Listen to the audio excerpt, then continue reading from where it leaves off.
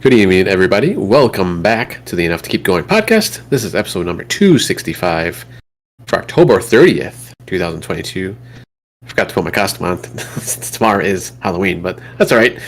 Maybe next year. With me tonight, I have, as always, Mr. Lee Hampton. Hamp, how's it going tonight? Good, man. Good, man. How are you? Good. I am doing well. Unfortunately, DB can't be with us tonight, so hopefully next week he will join us again. Let's jump in to our main stories. Mr. Hamp, looks like you are continuing your Halo Infinite gameplay. Yeah, continuing and done for the next couple of weeks. The main push here was for me to make sure I wrapped up my Season 2 Battle Pass before the winter... What is it? The winter update, or I don't know. Maybe I call it all sorts of things. The winter holiday drop, or whatever it is. So I was pretty happy with recent gameplay. They ran the entrenched event one more time, so I was able to also complete all of the levels in that. So I have basically everything that I should have at this point. Of course, you can't go back and get to things that they no longer allow you to get, such as like the Shogun armor from Season 1, so that will always be unfortunate, but, I got the little, the armor core, I don't know what you call them, they're like pre-configurations or whatever, they're like armor core, but like, I don't know if I want to call them outfits or whatever, but they're whole templates, right? So they're not just the parts for the armor core, but they're actually full-blown, like, designs that go together like a unitary piece, so I got the one that you've seen kind of all of Season 2, which is the Rakshasa armor, with the little camera like on top of the head, looks like a GoPro camera, and that you see kind of on all the splash screens and whatnot on the game. I'm trying to think if anything. So you can't break that stuff up if you wanted to. You can, like the armor sets. Yeah. Oh, you can. Okay. Yeah, actually, if you swap any one piece out, then it says that it's what it will do is and that's somewhat unfortunate, right? So you put the outfit on, right? If you swap out one piece, it pops you out of the outfit back to the last armor set that you had on, and attaches the piece there instead of modifying like the current armor outfit that you have. So, but you could put all those individual pieces on, like recreate the same thing under your own like template, and then swap a part out.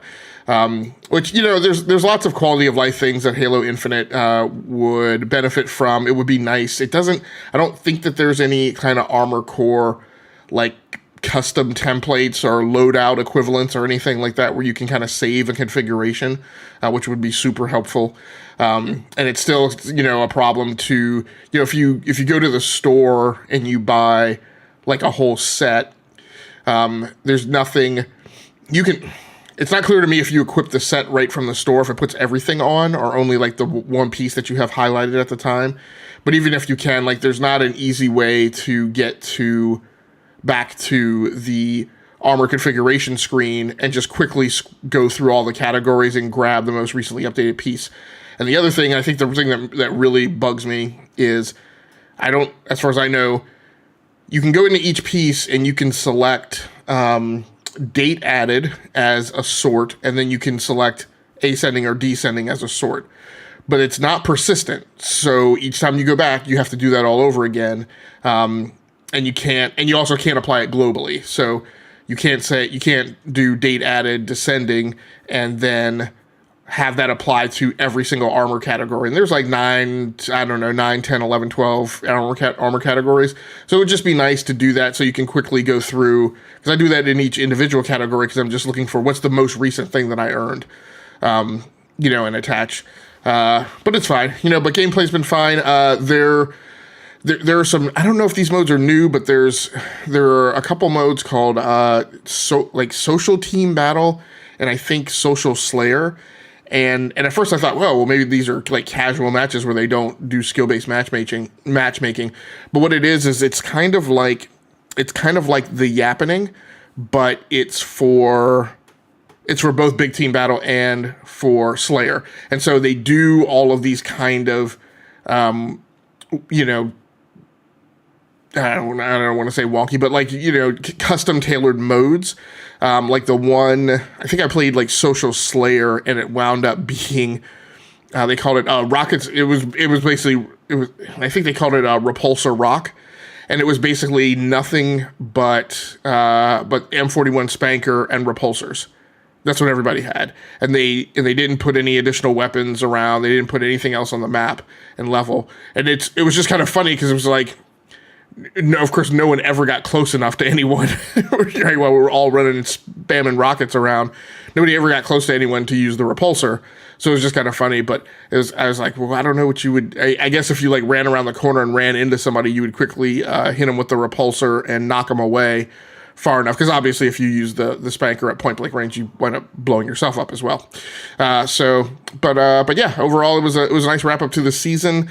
I was encouraged to and incentivized to remember to use my XP booster packs, which I never use, so I have like 20 something of those left over. And then after I'd used those, and I had a lot of challenges to complete, and when I got to level 98. I had accomplished all of my weekly challenges. And so I was like, I guess I just got to grind now for like 10 to 20 matches per level to finish off these last two. But like I said, I remembered to use my XP booster packs, and I wound up, I don't know. I was getting XP for other, I don't know. It just seemed like it, I definitely didn't have to play 10 matches per level. It was less than that. I was, for whatever reason, I was granted more than like 100 XP per match for some of those others, even though I had been playing all day. So it was a good time. It's always fun. Say what you will about having problems with the progression and the battle pass. There's not much of a better feeling than like getting the last kill of a match. Getting a come from behind win. Or a lot of the crazy things that can go on in Halo. So it's game's got great mechanics, and it's always fun to play. Yeah, I mean, it's still a solid game as far as gameplay. So there's always that. Nothing's really changed that much once 343 took over on that respect, I think. So it's pretty much, other than adding, obviously they've added some stuff in here and there, but still solid. All right, so I'm going to jump on now. I have been playing Marvel Snap, which we did mention last week. Or I should say DB mentioned last week. Excuse me. He talked about playing this and kind of getting into it. And I was like, I'll try it out. So Marvel Snap, if you don't know, it's a mobile game. I'm assuming it's on Android. That's what I'm playing on. I'm assuming it's on iOS, all those other phones. And it's a card battle game. So, you have your playing field. On the one field that you're on, there's 3 different sections, and to win, you got to win at least 2 of those sections, so 2 out of 3 sections, and you win the match. Pretty simple. And then each of those 3 sections has like some kind of ability that happens on it, more or less, on each round or each time you play.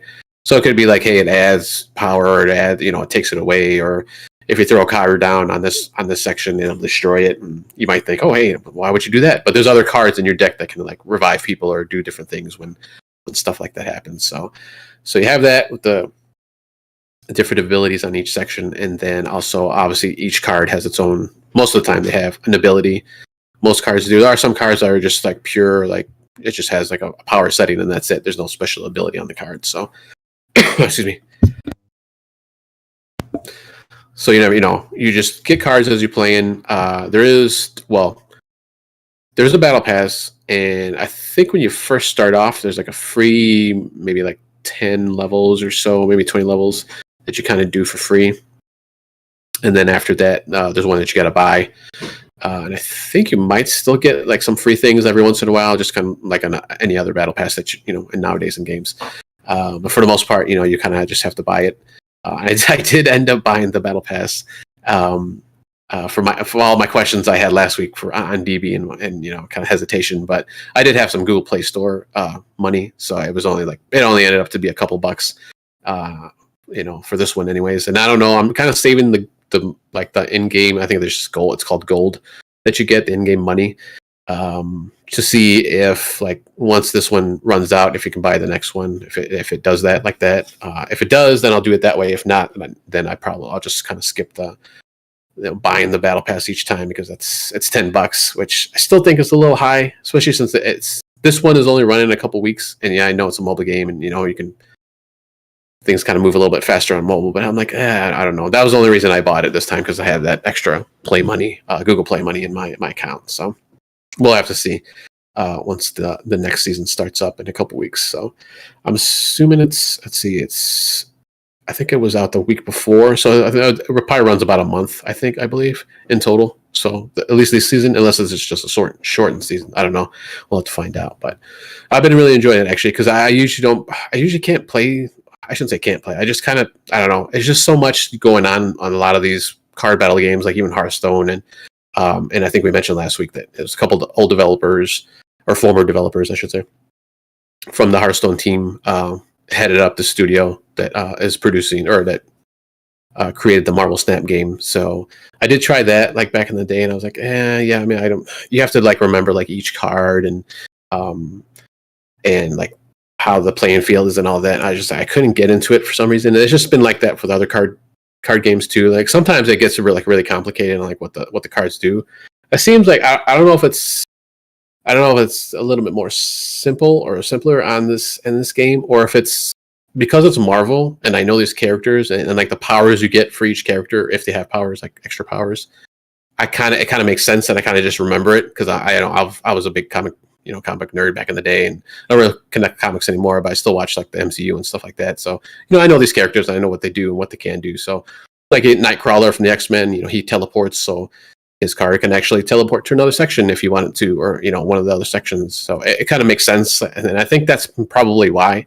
And a lot of the sections are named like it's like Wakanda or like the Avengers Tower and stuff like that. So it kind of makes sense when whatever that power is, and that section power is always the same for that particular location. So like I said, if it's the Avengers Tower, it's always going to be that same thing each time. So that kind of makes sense in my brain too. I think that's probably why I'm kind of getting into this a little bit more than I have ever gotten to any card game.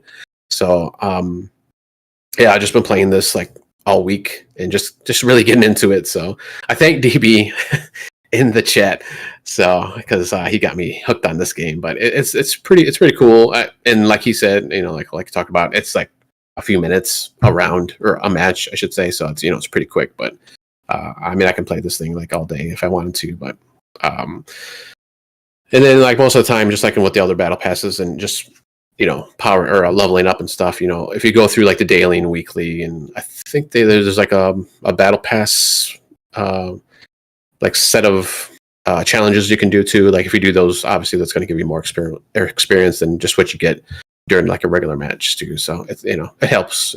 But like I said, it's so quick that you can try to just blow through them pretty quick. I think I've already done like all the weeklies already, like within I think the 3 or 4 days that I started playing it. So it's pretty quick. So had a lot of fun, and man, I'm getting lucky.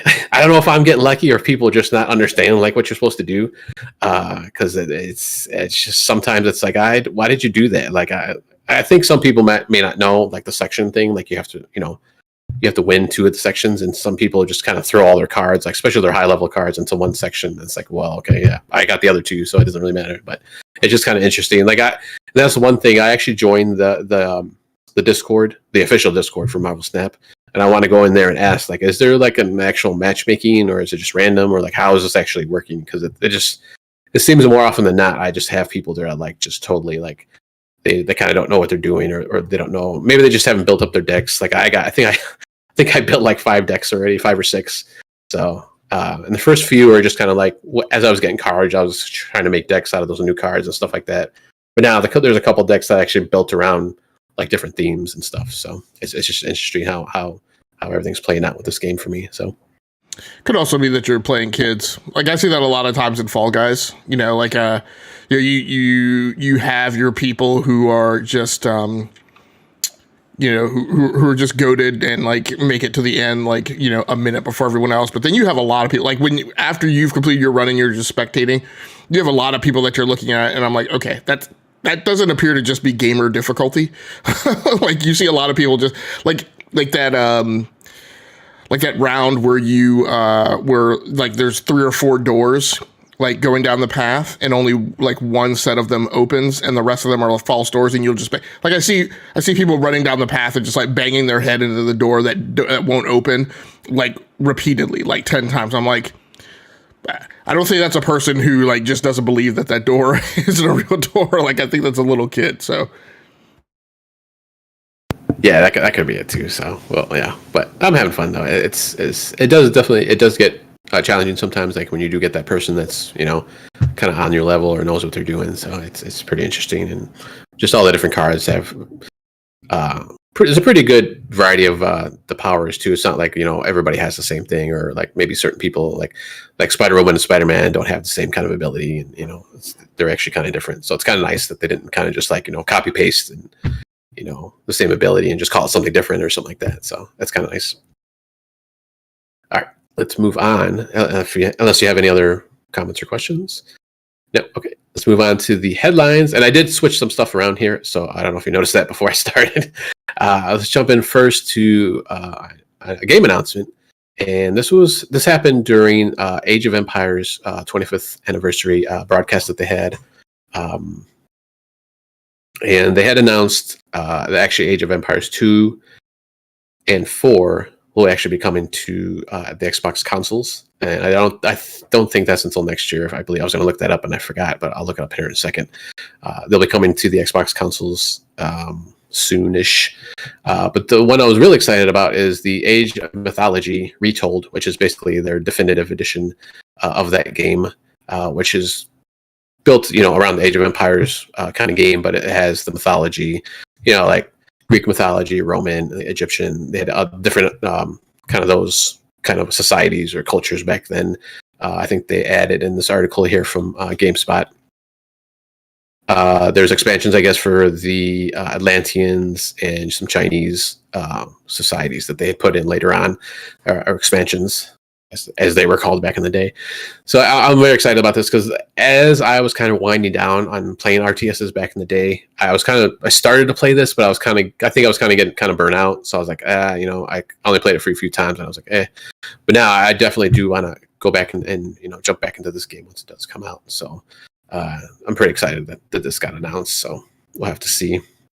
And the other big thing with this game was you can like call out Titans and destroy your opponents that way. So that's kind of cool. Just kind of different creatures like Medusa and stuff like that. So we'll have to see. I think you played this back in the day, right, Hamp?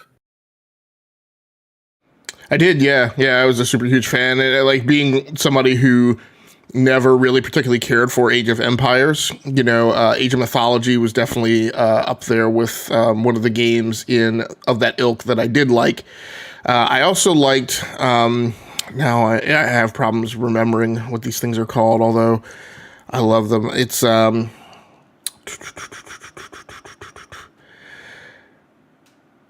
I'm gonna have to look it up. There's two games that I'm thinking of. One is, there were two games that were, I think they weren't by Sid Meier. They were like the guy who worked closely with Sid Meier. And the big thing, it was very Age of Empires like, but it implemented the idea of like political lines of influence. And so you had, your area was more than just like your towns. It extended out a little bit beyond that. And so those political boundaries kind of had some interplay with, sovereignty and like the influence over resources and stuff in that area. I think it was Rise of Nations. And so I really liked that, but there was also another variant that was kind of like a steampunk one. And then there was another one that was kind of a riff on this Age of Empires, Age of Mythology design that was, I can't remember. It was like some kind of hero base or whatever. But I went back and got those games, or at least got Rise of Nations. But yeah, I was a big fan of Age of Mythology. I want to say Titan's Quest also came out kind of during around this time frame, which again wasn't wasn't necessarily an RTS, but again, kind of invoked, the coverage of a lot of that lore, right? The that Age of Mythology kind of also tread on. So it's I'm glad to see it coming back. Just so everybody's clear, because I think I got fixated when you started talking about Age of Mythology, and I started thinking that that's what you were talking about for the other titles. But so it's Age of Mythology. It's Age of So Age of Mythology is getting Age of Mythology retold. That's the only thing that's going on with it. And then Xbox is getting Age of Empires 2, and the most recent, 2, which is the one that has the longest legs on it and that they've continued pumping out new content for after decades since its launch. And then Age of Empires 4, which is the new game from Relic Entertainment, right? It's not by Creative Assembly. And so it was actually done by the guys who do Company of Heroes and did the original Homeworld. If I'm not mistaken, I gotta double check that. But those are the two games that are coming to Xbox as well. I'm assuming that this Age of Mythology retold is going to Xbox and PC. So pretty neat. Although I would never play an RTS on Xbox, it's neat that those games are coming out, and I'm sure that they will be in Game Pass as well. Yeah, I'm sure. And I did look it up. So Age of Empires 2 Definitive Edition will be coming out on July 31st, 2023. And then Age of Empires 4 later in the year. So they don't have exact date for that one. So, and there's no exact date yet for Mythology. It's just sometime next year. And yeah, of course, all those will be coming on Game Pass. So that'll be awesome. Yeah, I think I'm probably the same way. Like since I got the PC now, I probably won't try those out on the Xbox, but that's fine. At least people will be able to play them, so that's good. That's always good. And before I'm overly caustic about that, I do need, because I thought that I read somewhere that some game of this type was on Xbox with mouse and keyboard support, which would make all the difference in the world in playing that on console. If that's the case, then it becomes a viable option to play on console. Again, I personally wouldn't play it there because that's not the place it would play best, but it would certainly be a viable alternative for somebody who didn't also have a PC. Yeah, I think there's somewhere on the site where they have like the keyboard and support games that actually works for those. So we'll see how that works. They might do it now. I mean, with the X and the S series, and even I think back on the regular Xbox One, you can do a few games at least on the keyboard and mouse. So that is always good. All right, up next, we have Steam Deck coming to your PC. It looks like, of sorts. Yeah, Steam Deck UI. So we've kind of known that this has been going on in the background for a while, because originally, I want to say that originally it was kind of the Steam big picture UI that looked like it was showing up on early builds of the Steam Deck, and then eventually that UI was changed, and now you kind of have things swimming upstream, just kind of like you had in past years where mobile operating systems kind of started off as minified versions of the desktop operating systems. But then, over time you saw that kind of flip around and reverse, and you saw, for instance, things that were creations out of iOS showing up in OS X for Mac. And so now Steam Deck UI is coming to desktop in beta to replace big picture mode. So this article over on Gaming on Linux by Liam Dave, Valve has finally done what a lot have been waiting for, made the Steam Deck UI available for desktops, though it's only available in the Steam client beta for now. To access it, open Steam Settings account, hit the change button under betas, and select the Steam client beta. After that, you also need to add -gamepad UI as a launch argument. So in terminal on Linux, you can just simply run Steam-gamepad UI for it to work, or just add it to the end of whatever shortcut you're using. Same can be done on Windows 2. Now, lots of people probably heard all that techno-babble and gobbledygook and were like, that's really complicated, Okay, please understand that. But lots of people running the Steam Deck are people who know how to operate Linux, and that's why they're specifically running the Steam Deck.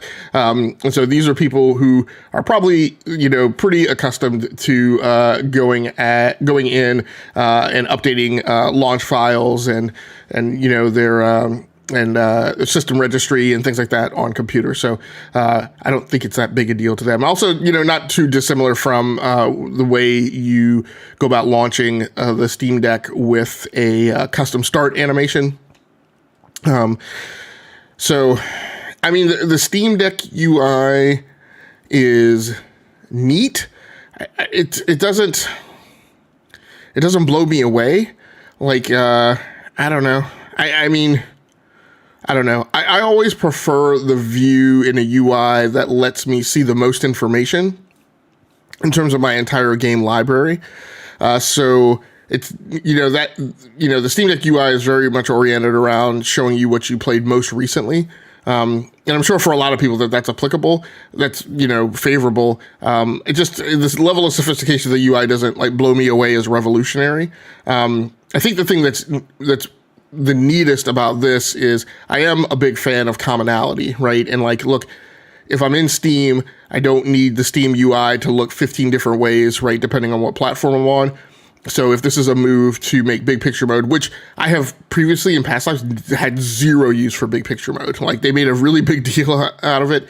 Back in the 2010s or whatever, when it first came around, I used it like one time, and then I closed it. And you would think, the whole notion of Steam Deck UI was that it was the more convenient way to kind of navigate and move around Steam, but I never found it to be that, again, because it just kind of, I hate to use the term, but kind of dumbed down the system level view of what was going on with Steam. So, but we're entering the world now where, we're getting more and more of these 40-inch and over PC monitors that have HDMI 2.1 so that you can use it with your PC, but you can then also take your consoles and hook up to it. And so if somebody has one of those things and is playing Steam through the desktop client, then this is a welcome get, just to kind of smooth and streamline everything and make things a little more console-like and less complicated if you don't need all that level of detail kind of right in your windshield, when you're playing your games. Yeah. So is the Steam? Because I've never really seen. I don't have one. Obviously, the Steam Deck. So is the UI more like a tiled, almost like a Netflix, where you just kind of like flip through the games and apps? And to be quite honest, like I don't even know. Like it, like on Steam Deck on that little 7-inch LCD, it shows the big Mongo titles right, like up at the top, and it shows like one band of content down beneath that, which I never even bother looking at. If I'm going onto the Steam Deck and I'm going to literally play the exact same game that I was playing on it the last time, then I use that. But if I'm going to do anything different, I get onto the Steam Deck and I immediately put it in the library view that shows me all the games that are installed on the Steam Deck, which is essentially the same way that I use the Steam desktop client. Like the Steam desktop client opens, it immediately takes you to the store. I'm like, I don't need to see the store. I don't spend any time shopping on that kind of junkyard anyway. And I say junkyard not to call it like, garbage or trash, but just because there's a lot of stuff there and it's not always relevant. And I'm like, it's just a very complicated overlay view that really just doesn't do anything. The way Steam is now, I've mentioned this several times on the show before, if I'm not going to actually go buy anything on Steam, I have to like research and find out that it's on Steam without going to the Steam store. I'll go Google a game, go to its official website, find out all the different stores it's on, and then I'll choose and decide whether to buy it on the Windows Store or Epic or Steam. And so by the time I go to Steam, it's like I already know what I buy and I don't need to be bothered with window shopping. So, But yeah, on Steam, and that's why I say on the Steam Deck, it's a 7-inch screen. It doesn't really do anything, right? And I'm typically compelled to blow it up into the library view where I can see all the games that I have installed, right? And actually, in the Steam desktop client, the way my view is set up, if I have all of the games that I own in collapsible menus by groups that I've created. So I have a group for simulations, I have a group for VR, and then I have everything else, and then I have installed.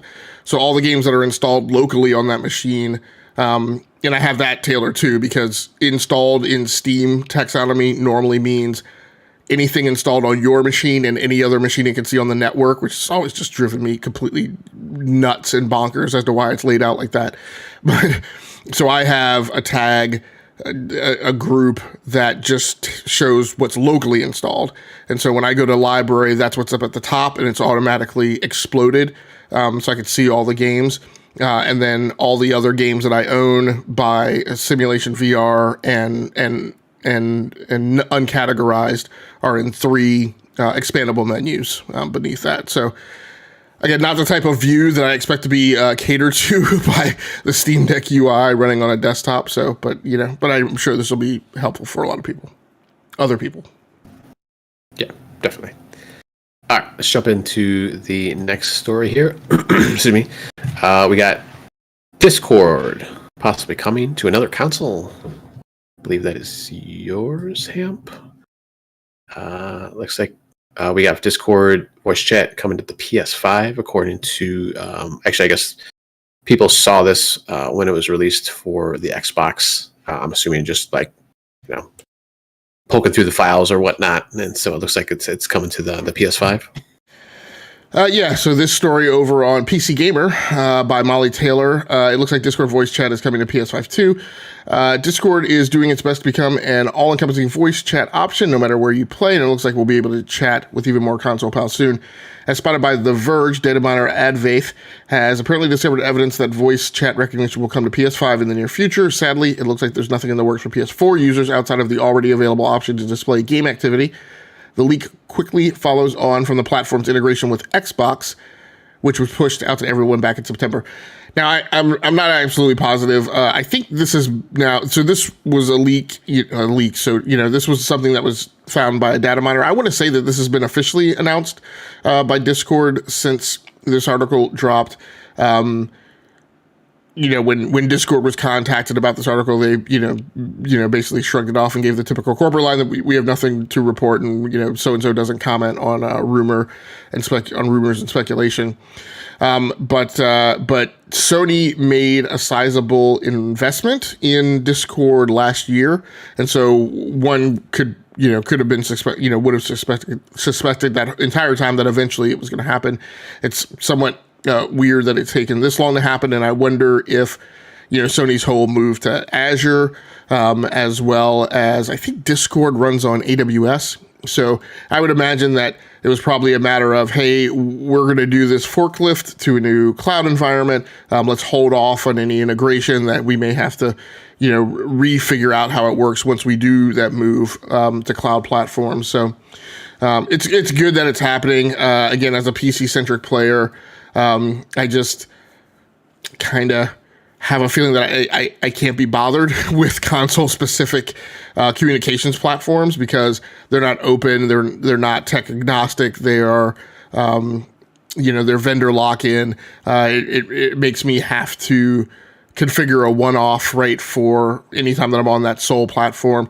Now, sometimes when I play with friends of mine who only play on certain platforms, I just do platform voice chat. I really can't stand it when I have to use in-game specific voice chat. That's like a nightmare. That's even a stone throw further from having to use PlayStation Network party chat or Xbox Live parties. So this is good. I'm hoping that the article mentions that there are some improvements coming to the Xbox implementation, which is a little additionally convoluted and requires you to use your mobile phone to at least initiate the discussion. And then I think you can switch it and hand it off to your Xbox or whatever.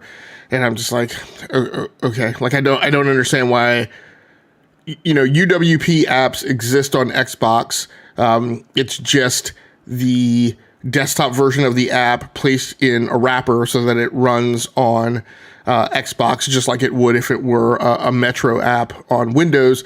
And so I don't entirely understand why Discord can't do that, other than I get it. Discord's super complicated and has 9 levels of hell of detail and configuration items that you can go through. You certainly don't need all of those on a console. So I guess to a certain extent, I understand, wanting to have just a very lightweight executable on the console without all of the complications and entanglements that full-blown Discord allows. But either way, it's good that it's going to Discord. It really helps with crossplay. I think even as much as I dislike using platform specific chat and parties, it probably bugs me the most when I'm actually playing on PC, but I'm playing with friends on Xbox, but they want to use, Xbox Live party chat, which you can obviously use on PC, but it is just really janky in how it's implemented on PC. It's better now, but it used to come up, and your only way of getting to it was through basically the sys tray and the quick launch bar. And I mean, so I'd be, and this was before they kind of came up with the Windows G, gamer dashboard. But even shortly, even after they had that, still to get into chat, you had to, alt tab out of your game if you were in full screen, go down to the sys tray, access the Xbox app, bring up the interface, and then get into chat, which was just really super disruptive because, even back then, like, games still didn't really respond well to being alt tabbed out of. It was, it was janky and would often cause disruption and then an instability, and then you'd be the game would crash and you'd have to restart. So it's at the end of the day, this is obviously an overall good. It would be nice for Discord just to become the kind of ubiquitous solution for all chat. It'd be great if Nintendo got it as well. And we just saw a going away of platform specific chats. It also makes it interesting that Discord is trying this whole thing where they're trying to integrate as a launcher on the PC, so that if you wanted, you could integrate through Discord and you would never have to use like a game specific or publisher specific launcher. And I don't know how well that works. I haven't done that myself. But it seems like Discord in some ways is trying to kind of flatten the playing field. So as a gamer, you don't have to be, cognizant of all these one-offs that go along with, with individual games. Yeah, Xbox went the Nintendo route for that initial release of Discord, unfortunately. Which I actually thought they had already taken that out where you didn't need the phone anymore. Excuse me. But I forgot that was only an insider thing for now. So I'm assuming with their fall update, they're probably bringing that out where you don't need the phone. It'll just be an app. I'm assuming just an app or somehow integrated with an Xbox's UI. So we shall see. All right. Up next, one more for you, Hemp, before I take over. But we have Modern Warfare 2, another kind of rumor or potential content coming up for Modern Warfare 2. Yeah, so this story over on Dual Shockers by Jose Garcia. Modern Warfare 2 confirmed to contain data for zombies. A data miner known as COD Exploits Image on Twitter uploaded images that supposedly contain references to a zombie mode within the game files of the upcoming Call of Duty Modern Warfare 2. This article hitting just before it actually released this past Friday. Displaying terms such as round-based zombies and outbreak. As reported by Insider Gaming, these images were pulled down due to a copyright claim by Activision, which virtually confirms that the files are real. One of the quickest ways you can confirm that something is real as a corporation is ask a person to take it down, because if it wasn't real, you would probably just ignore it. Though it doesn't necessarily mean that the mode's presence is a sure thing. So the article goes on to talk about how, from people who have done this data mining before or who have kind of read up or kept up with data mining, this is not always a guarantee, and it's definitely not a guarantee if you start speculating that, it's going to happen soon. Call of Duty is one of the kind of shining examples of the way game development works, in terms of, how, often I or other people try and kind of convey to others kind of how it works. We have this whole thing of like people throwing a lot of shade because a game is reusing assets, right, from the previous version, right, in its sequel. And I'm like, code reuse is like a very basic component of software development. It's what we do. If you want to get a project greenlit, one of the quickest ways to do it is to indicate, how much X percentage of code is going to be reused, because that's a level of effort that you don't have to exert. Game developers, the physics engine modelers, all those people, they reuse code. That's when you write code, your hope is that you're writing something that you can reuse, because you don't want to have to recreate the thing all over again once you've already done it. Like, that makes zero sense. It's just a basic norm in the software development industry. And so Call of Duty is an example of that, not in terms of reusing assets, as you can see, but there's still Quake code in Call of Duty, right? So my point is that, when they go and deprecate code out, it's almost guaranteed that they don't deprecate out all code. And so it's very possible that some of the zombie stuff that you see that a data miner found is just old files, right? That hasn't been deprecated from the game.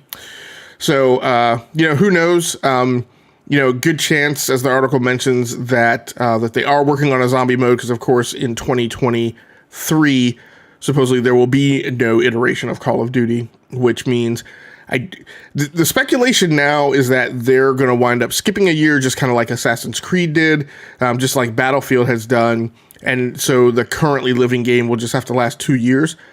But it is also absolutely feasible to me. In fact, I kind of feel like it's more likely that what we're going to see is we're going to see the game flip over to an ongoing subscription model.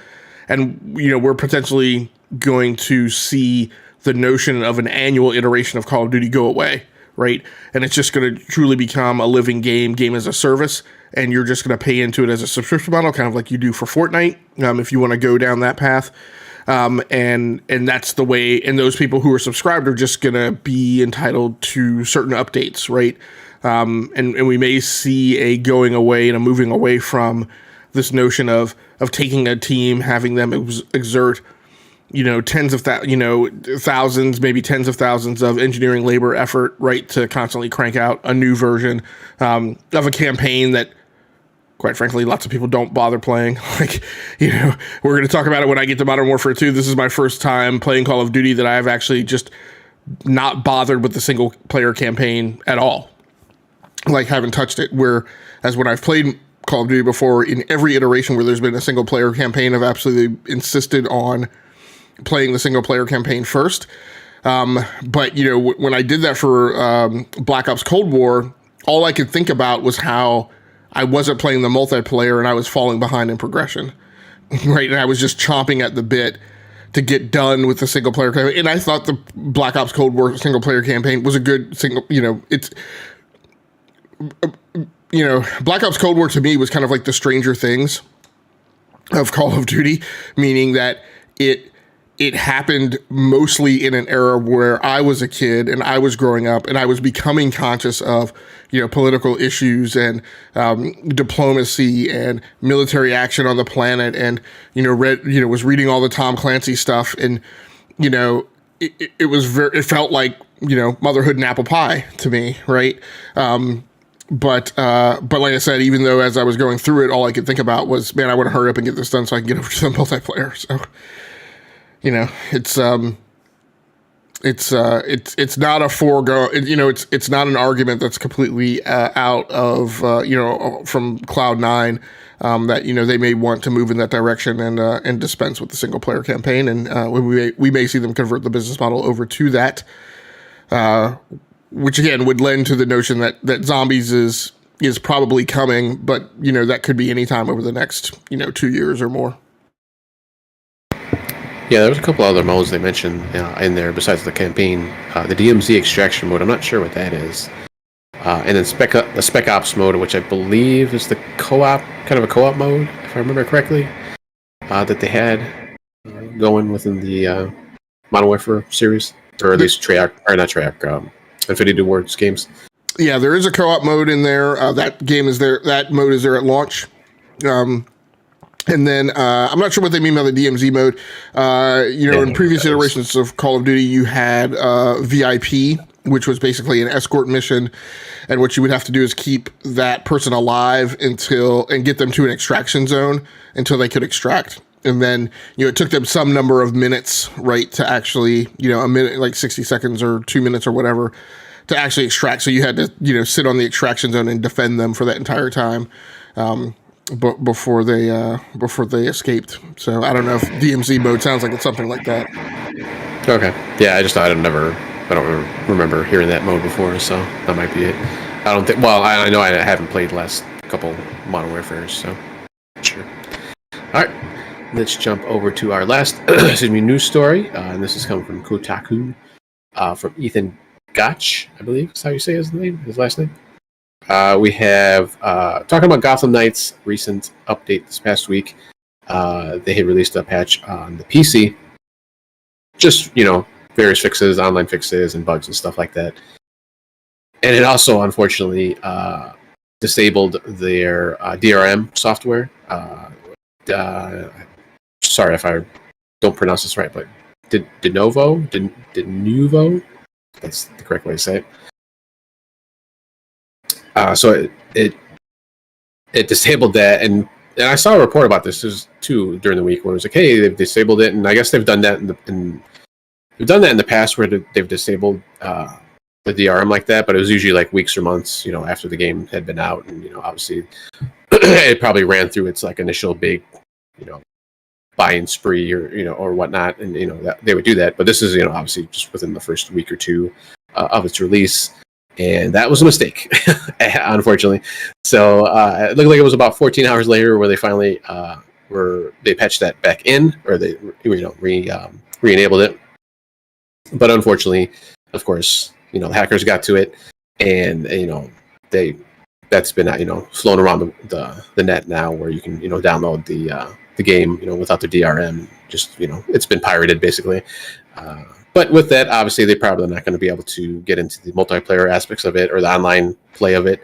So, and obviously, they won't get any kind of future updates to fix stuff. So, unfortunately, that's stuff. It happens, and obviously, they're trying to lock this game down. But stuff happens, I guess. Where stuff unfortunately gets disabled, and I don't know. It just kind of seems like kind of a big thing that it disabled.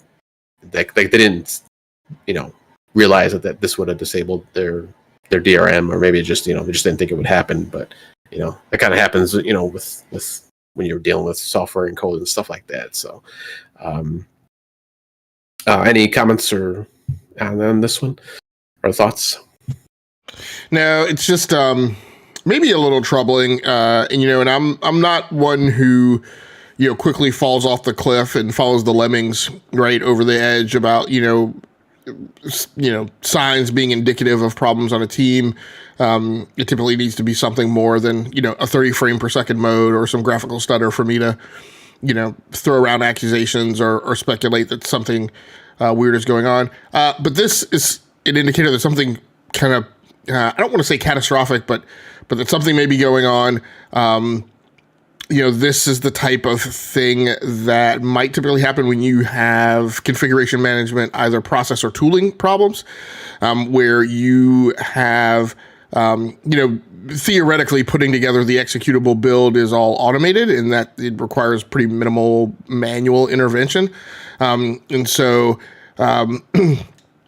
between not only that automation, but also the automation of the testing that should be checking to verify something like this content is in the executable that's being built.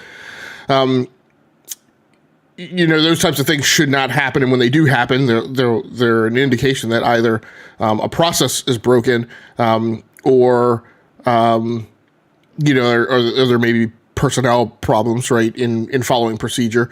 I wouldn't speculate into that. I just kind of speculate from what we've seen of the game that this may be a process or a tooling problem, and indicative of other things.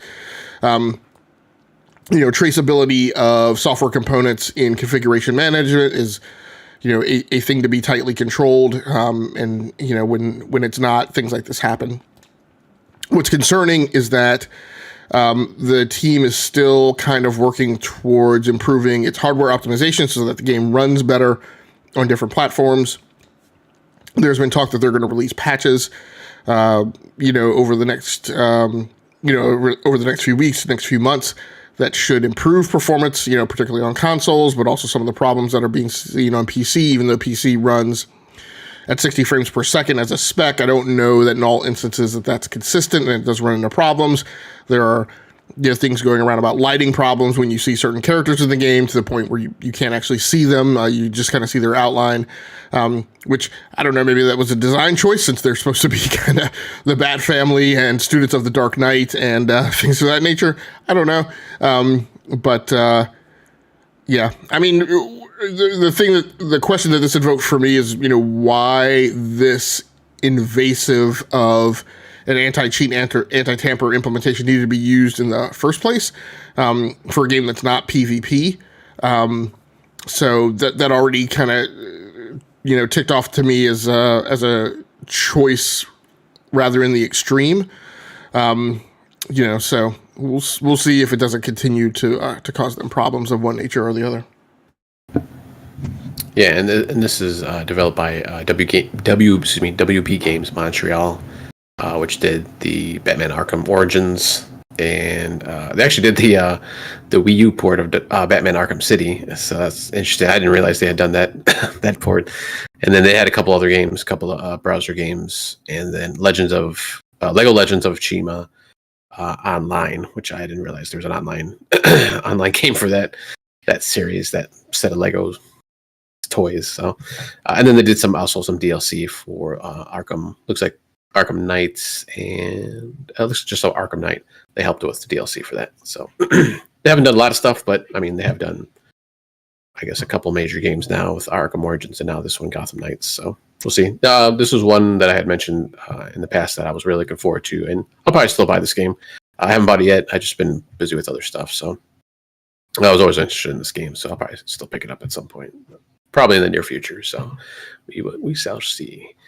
All right, so let's finish off. Actually, that's the end of the news, and let's go into our rapid fire of games here, our round robin. Hemp, you got a couple of looks like racing games that you've been playing. Yeah, so kind of as we came out of the show last week, I was still kind of in my I want to go fast mode, and so I had gotten an itch to explore the Grid series, which I've played a lot of, but I realized there are some versions that I may not have played, some versions that I had skipped. So I went and played the 2019, faux reboot, just called Grid. I played that on the PlayStation 5. So I don't think I've ever played a Grid game on the PlayStation platform before. So that was pretty interesting. As I was playing it, I was like, man, this game looks familiar. I've seen this UI before, the selection screen on races, and I was trying to remember. I was like, but I don't have this on Xbox. I don't have this on PC. Now I remember this is the version that was on Stadia. So that's where I had played it before and kind of went through those progression trees. Stadia is dead. Long live Stadia. So I wanted to try playing this game on another platform, and it was enjoyable. I also went back and played Race Driver Grid, which was, of course, the original game on the Xbox. I actually went and bought this on Xbox as a legacy game, just as a matter of being a completionist. I have other iterations of Grid on other platforms and could put like the entire series together if I crosswalked across platforms, but I didn't have a copy of the original Grid, digital or otherwise. So I went ahead and got that, and it was pretty fun. I mean, really, how does the game age? When you can see as the further back in time you go, the anti-aliasing gets worse and worse, and you kind of see lower graphical fidelity, but the driving model, the driving physics, I don't really feel like those necessarily aged out, even if you go back to the original Grid. And what's been there the entire time, which I've always felt is kind of a marvel of modern racing games, is the notion that the AI messes up, right? That they go off track, that they'll flip and roll their cars, that they will put themselves out of the race because they're being too aggressive in a corner. So I really appreciate that because, again, it helps with the immersion. It helps you kind of feel like you're racing against people. So I had a good time with both of those. Nice. Yeah, I think I've only played a little bit of the Grid games here and there a few years ago. So kind of There's one that's kind of arcadey, right? It's more of an arcadey. Is it in the Grid series, or is it one of the other from the same developer? One of the racing games. So Grid is by Codemasters. So they're the people who make all the racing games. Technically, yeah. The Grid series over time has gotten a little more arcade. The physics model and the driving model has relatively remained consistent. I think there have been games where different modes and race events have gotten a little less about just straight up wheel to wheel racing. And probably Grid 2 was the most guilty of that. But I kind of feel like they've all been pretty much the same level of kind of physics fidelity. I don't really know that the team has backed off of that on any given iteration. So, but yeah. I mean, it maybe arguably took a dip in the Grid 2 time, and then Grid and Grid, the rename and the reboot, Grid Autosport, all of them have been attempts to kind of bring it back to kind of that pure driving. Although that physics model at the end of the day has been something that has been less robust from a simulation perspective than Dirt or the Formula One games, and deliberately so, right? They're games that are meant to be challenging but still fun, kind of in the Forza vein, I would think. So yeah.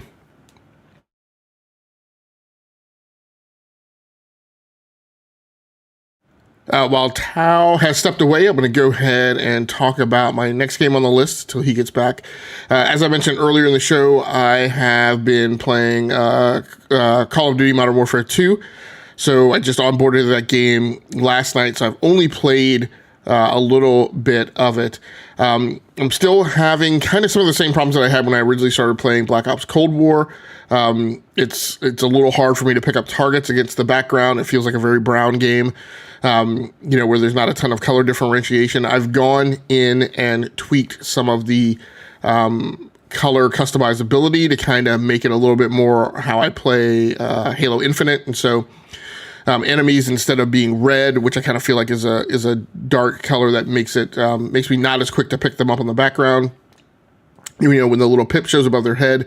So I changed that to yellow, just like I do in Halo Infinite. Changed my own team, which normally shows up in blue. I changed that to kind of to green.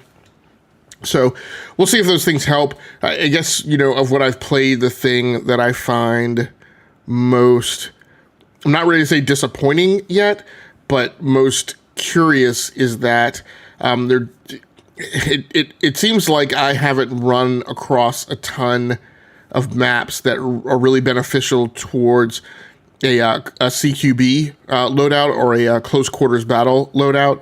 So I have a loadout where I'm armed with like a submachine gun, and I just feel like there's so many maps where like having a submachine gun is really super ineffective because there are just really long, wide open lanes of visibility. There aren't, a ton of kind of tight quarters. A good friend of mine on Twitter mentioned, what they have is they have CQB kind of areas or zones, within each map. Because you have like a house or a warehouse that kind of has some tighter corners. And I'm like, yeah, but that's not quite the same thing that I'm looking for. I just feel like there's nothing like Rust or Container. Those two kind of smaller maps that were on, Modern Warfare. And I think, at least Container comes from even previous iterations of Call of Duty. So I don't know how I'll have to, I'm still trying to get comfortable with the game, and I'm still working through unlocks, obviously. I would say also in the past, I've talked about how I felt like Modern Warfare and Black Ops Cold War were relatively well balanced. But I do have to say, like at this point, and first of all, I haven't even earned an optic yet for any of my weapon loadouts that I have, but I feel like there's a significant advantage on, for anybody who has optics attachments for their weapon. So I'm waiting to kind of get a look at that and see if that's true. So we'll just have to wait and see. All right. Sorry about that. If you would have talked for like 30 more seconds, that would have been good. But yeah, I'm still on the fence if I want to buy this game or not. I did have fun with when we played multiplayer during the beta. And campaigns, I mean, I never played the first one of the remaster or reboot, so I mean, it's not a big deal for that side of it. But I don't know. I might wait a little bit before I pick this one up, and kind of waiting on the Warzone 2 since I've been playing that a lot lately. So I don't know. I might wait around until then, and then maybe I'll pick it up, or we'll see. We'll have to see. But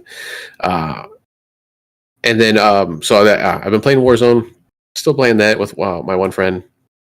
Still haven't got a win yet in that game, but just having a lot of fun with that. There's a lot of new guns that were thrown in there for when Vanguard came in, and even at the tail end of Black Ops. So kind of messing around with those, trying to just see what works, and just we've been doing is the Battle Royale game. I know they have some other game modes right now, and maybe we should try to jump into those every once in a while. I think they have one where you can I don't think it's like an infinite respawn, but you have so many respawns, and then you get kicked out. But yeah, that's the attrition mode. Yeah.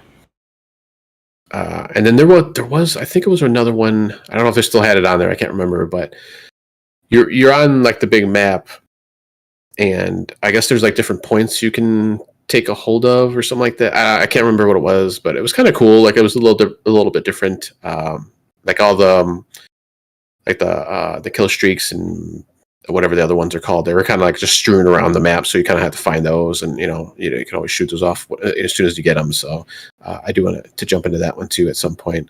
So I want to try to I've only been able to play with the one friend. We do have a couple other friends sometimes do play. I want to at least try to do trios. Maybe I usually find trios to be kind of the good balance between solo and duos and a full 4 squads. So I want to see if that'll help out, if that'll work out a little better. So I'll keep plugging away at that. And then really the only other game I've been playing this past week, really Marvel Snap is the only one I've been playing. But I've been also playing a little bit more of the No Man's Sky on the Switch. Still having a lot of fun with that. Finally got my, I guess you want to call it my money farm. It's basically just a way to make a certain element in the game, and then you just make a bunch of it and then go off and sell it. So that way I can kind of instead of finding the different ship parts or like the upgrades for the ships or your suit or the guns and stuff like that, I'll just be able to buy them all, like when I go to different space stations and the Atlas station and stuff like that. So I don't have to worry about doing the hunt for those things as much as you do at the beginning. And then I'm trying to look for what they call a paradise planet, basically where there's no or very little storms that happen on a paradise planet. So you're not going to have to worry about radiation or heat or cold or anything like that, toxicity or stuff like that. It'll just kind of be perfect weather all the time. So then I want to try to build a fairly decent base if I can. I'll just screw around with the different building parts, because I really haven't done that other than just make, like I mentioned in the past, I just make like a box or a rectangle and I'm good. Usually just for the story, kind of the story parts of that base building aspect of it. So I want to do that for sure, and kind of just build up a kind of a cool base if I can. Try to make something good. Other than that, that's pretty much it. I just every once in a while I'll just kind of jump in and do, like if there's a distress call or something, I'll kind of do that. But that's pretty much all I've been doing so far on No Man's Sky. So definitely want to play more of that. I believe that is it for our games, unless you had anything else that you wanted to talk about or had any other comments on anything.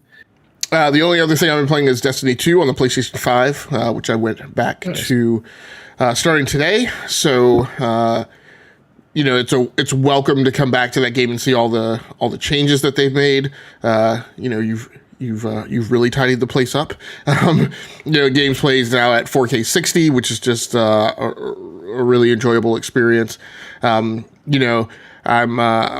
finding out some things that may exist for characters, just in terms of like, if you start the character off but don't complete a certain amount of stuff by any given end of a season, then, because this has happened to me on Xbox also, but you get to a point where you go to use that character in the new campaign, and they just won't work. They don't give you the normal prompt that they typically do for other characters, saying, hey, for a one-time cost or whatever, you can upgrade to 1350. I didn't get that dialogue for this character. the specific scenario was that my other two characters were already above light level 1350. So I don't know. I don't know what triggered the problem, but it does trigger. And like I said, it's happened on Xbox and PlayStation 5 for me now. And the only recourse is basically to delete the old character, right? And start over with kind of the new light campaign, which is fine.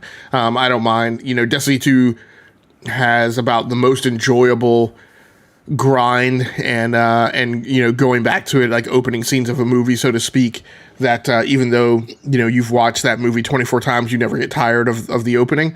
That's a little bit of kind of how I feel about Destiny 2. It's the early vestiges of the game before things get way overly complicated and overly convoluted in terms of the campaign and the story structure. So it's gonna be neat going through and kind of playing through from the beginning, such as it is in today's in their current framework today. So was that just part of your rotation that you were coming back to it, or you just decided to start it up again? Yeah, I mean, part of the rotation. I've been focusing since I came out of that racing swerve. After the podcast last Sunday. Then after that, I really got the itch for PvP, and really didn't want to play anything else.